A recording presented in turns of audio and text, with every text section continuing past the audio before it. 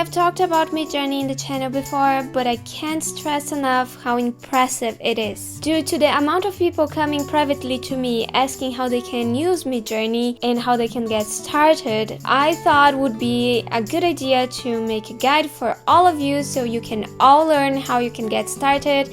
And I'm also going to show you how to master prompting in Midjourney at least, so you can get the best images possible, or at least something close to what you were expecting or looking for. But for all the dirty minds of you out there, you're not allowed to do any extreme gore or explicit sexual content. And I don't mean this in a way that if you do it, someone's gonna come to you and tell you how bad of a boy you are. Nope, you really can't. The bot's simply not gonna allow. There are a couple of words that are forbidden. Just so you know, now let's get started. In order to use Midjourney, you need a Discord login. You can use Discord directly from your browser or download it for your desktop or mobile. Then you need to create an account in the Discord register page, verify your email, and you're ready to go. Then you go to midjourney.com and click join the beta. Now, if you have the Discord application open in your computer, then it's going to land you directly in their server. If not, you're gonna have to log in the browser or just open the application. So I'm gonna press continue to Discord, and I am in the browser using Discord. This is an account that I have that is with the trial plan. So you can see here the rooms that we have, the channels that we have.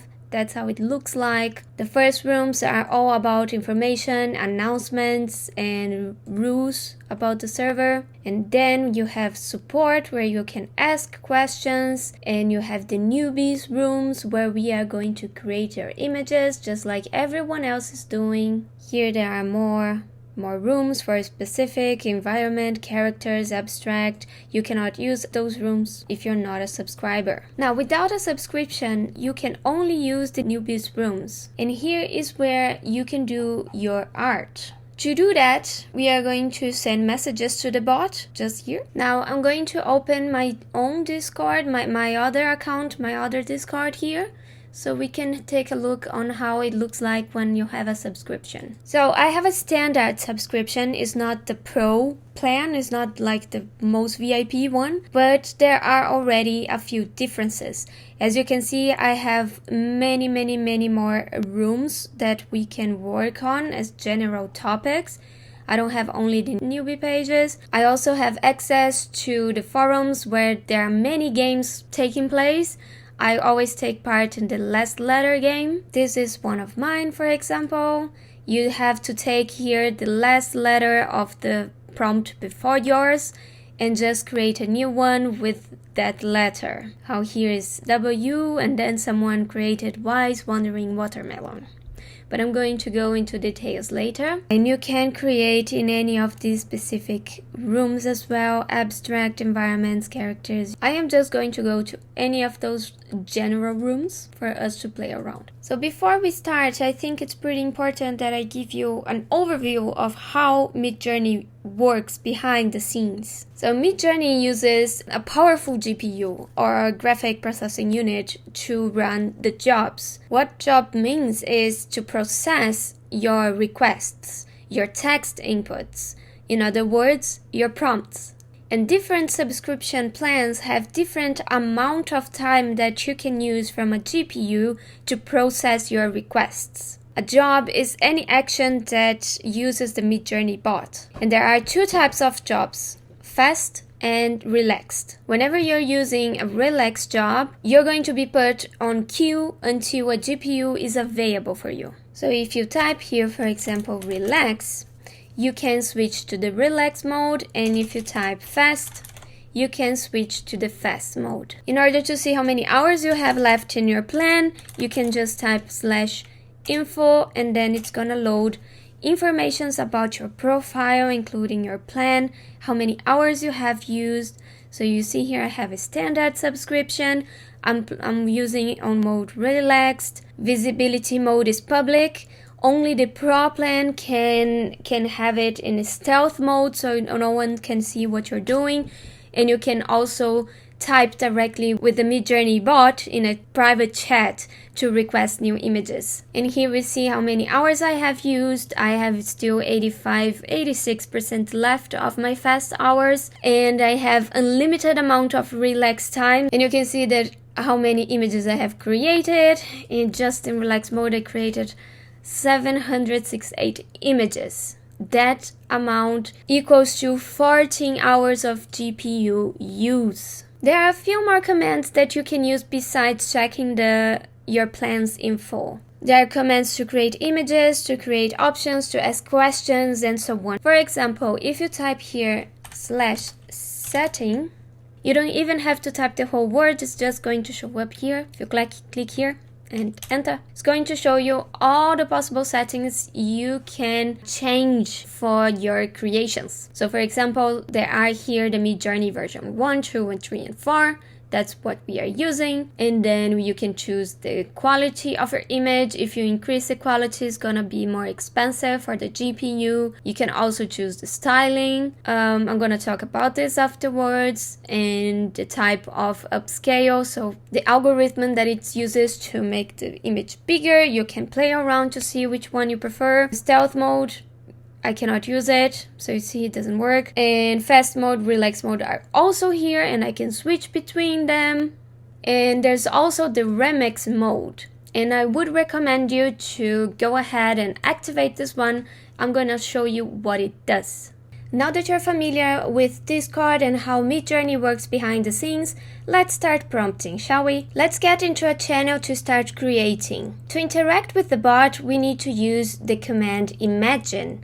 This command generates images from a text description, also known as prompt. So you can just type /imagine or just the first letters, and it's gonna show up in this pop-up for you. Once you start using the command imagine, you can see that a prompt comes up here for you to write inside, and that's where your text comes in. Let's start with a simple image, a simple example that we can afterwards reuse and modify with different styles and more sophisticated prompts.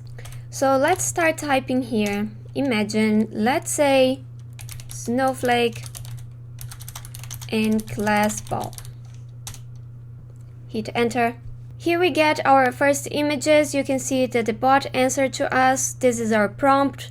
The person who sent it, that's me, and the mode that was used to create the images. So you can see the first result comes as a grid with 4 different images, and the standard format is the square 1:1, but we can change that using the parameter aspect ratio as well. Now, once you get this first grid, you can see below the images here a couple of buttons, a couple of options you can just play around with. These little arrows here, they redo the job. If you are not satisfied with your first results, you can just press here and the AI is going to generate more images. Now the columns correspond to each of the images. The first image is the one on the top left, corresponds to U1, V1, 1, 2, 3, 4. That's for each column. U stands for upscale and V corresponds to variation. So we can choose to magnify one of these images. So I can press, for example, U1, and I'm gonna get a bigger image of this little one here that I chose. And if I press V for any of those images, I can change the prompt if I'm using Remix. If you're not, then you're gonna get slight variations to your image. So let's say that instead of a snowflake, we want a snowman in the glass bowl. By the way, you can also add new parameters in here, but it's important to note that you cannot change it too much. You cannot add, you can, but it's not gonna work perfectly if you add new elements. You can change elements that are already there. However, it's better if you just keep it simple. I'm gonna submit the snowman and let's see what we get. And here we have our snowman inside the glass bowl. there you go, we changed that snowflake into a snowman, and we got the same structure or aesthetics of the first image that we chose to create a variation from. For example, if I create a pile of frogs and choose one of them that I like the most, I can create a variation with a pile of cats instead. And I can also change the aspect ratio into a portrait instead of a square. So I can type here AR 122, and this would be the new result. To change your image's style and looks, there are a couple of parameters and a few prompt techniques that you can use. First, of course, you can simply define the art style that you're looking for directly in your prompt. So for example, we can create a sketch, an animation visual, or an illustration just by adding these few keywords. So for example, if we type here a woman playing a video game, illustration, and then we do the same woman playing video game, but this time picture style and another one as a sketch, we get 3 different art styles. The Midjourney bot has been trained to produce images that favor artistic color, composition, and forms. But you can change how much you want to allow the bot to take over and beautify your images. To do that, you can use the parameter Stylize. This parameter has a range of 0 to 1000, and the default value is 100. So let's create something with a specific seed so that we can reproduce it again, but then we can modify them just by using different stylizations. Let's say we want to imagine a magic forest, glowing blue lake with floating colorful flowers and golden fireflies in a violet dawn. Now I'm going to create here a seed 8888. I love the number 8 if you don't know that already. And I'm going to use the aspect ratio of a landscape, so 2 to 1. And I'm gonna go for a style of 0, 100, which is the default, and would be the result if I didn't add any parameter for stylization, 250, 500, and 1000. And here we can see the differences.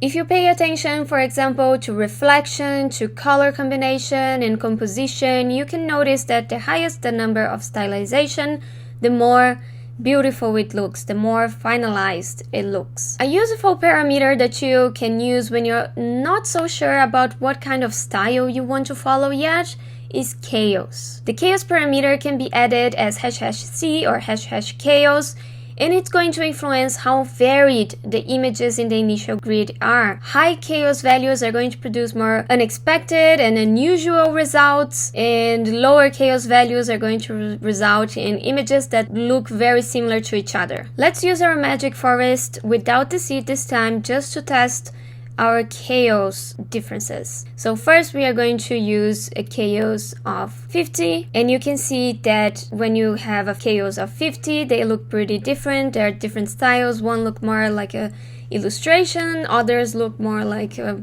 realistic. Another way to change your images is by changing the element's weight or priority. You can do that by using double column and a value from 1 to 5 for the word that you want to emphasize. The higher the number, the higher the influence of that object in your image. If we change, for example, in our prompt for the magic forest, we can add a double column 1 to the forest and a double column 5 to the fireflies, and see what happens. We can see that now we have much less forest in our images. But if instead we increase the weight of the forest and decrease the lake weight, for example, by the way, to change the priority of more than one word, in this case would be the glowing blue lake, we want to tune a bit down the influence of this whole composition, glowing blue lake, we can just enclose this expression using brackets. So I'm gonna do this and add here double column, and in the result we can see now that we have less water and much more forest in the image. Now, you can also use the double column to create multi-prompt. For instance, if we just type imagine basketball, we are gonna get this image that is related to the game, a lot of people just playing the game. But if we add the double column after the basket, we are gonna get a basket with a ball. So in this case, multi-prompt means that you are separating two words they are not supposed to be interpreted together, so the AI creates each one of them individually. If you find yourself repeating all the time the same suffixes, like the same aspect ratio, the same parameters that you like in the end of your prompt, there's a solution for that. You can create customized preferences.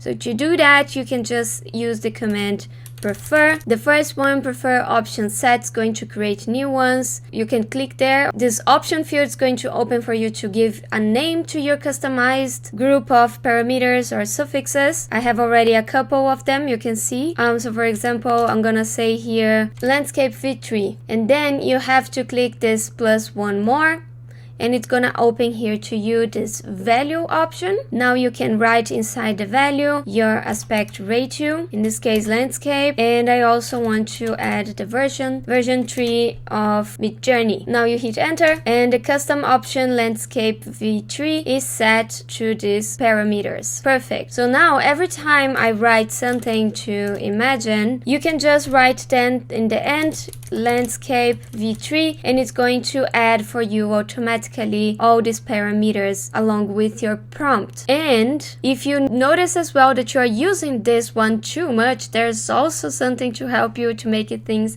faster and easier. You can simply say prefer suffix, and then you add the new value, you add the one that you created. So now every time you write anything, any prompt at all, this suffix is going to be added. So this is a way for you to make things faster, to write faster the prompts. Once you know what you want, what kind of image you want, then you can focus on tuning the prompt itself instead of repeating yourself with the parameters. And once you don't want that suffix anymore, you can just go to prefer suffix again and hit enter with it empty, and the suffix was removed. You can do this all in the bot conversation, by the way. You don't have to do this in the server, but that I think it's very useful. I thought it would be nice to share with you guys. To finalize, I want to show you how you can use your own images to create new ones. First, there's the command blend that allows you to upload 2 to 5 images and blends all of them in one. For example, here I uploaded a picture of a cat without a background and a picture of a library with some books, and the result is a cat on top of some books or with the books, near the books, and so on. However, the blend command doesn't allow you to add a text input. To use an image directly in the prompt, you have to send this image in Discord, either in the server or in the private chat. I would recommend doing it in the private chat with the bot, and just upload the image. Just press the plus sign in the chat, upload your image, and then you can right click it once it's sent and copy the image link. Then you go back to the server, or if you're a pro, you can do it in the chat. You go back to the server and paste inside the Imagine prompt. You paste the link to that image in Discord, and then you can add your prompt. So for example, I can use here one image of mine that I have removed the background, and let's say I want to create a Jedi version of myself. So I add the prompt, I add the aspect ratio, and these are the results. I can give you a very good tip here though. If you're having issues with the face, like eyes all over the place, or ugly and very messy faces, and members, like more than 2 members, you can simply say specify 2 arms and symmetrical face and eyes aligned and things like that in your prompt. Trust me, it's gonna help 100% for you to reach to get these people with faces that look like people. Trust me, I have been there. And the last thing I want to show you is how to make a video. All you have to do is just put your prompt in there, either with an image or not, and add to the end. Also, you can add your aspect ratio as well. Just add to the end the video parameter.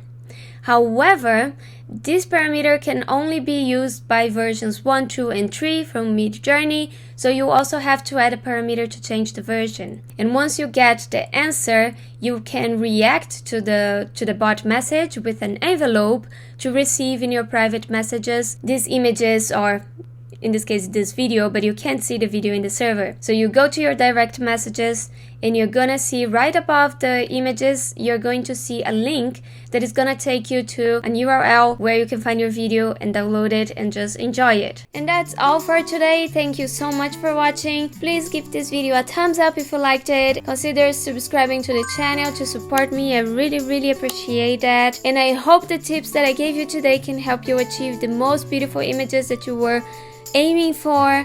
And please let me know if they did. Just write down in the comments. And I hope to see you guys in the next one. Bye!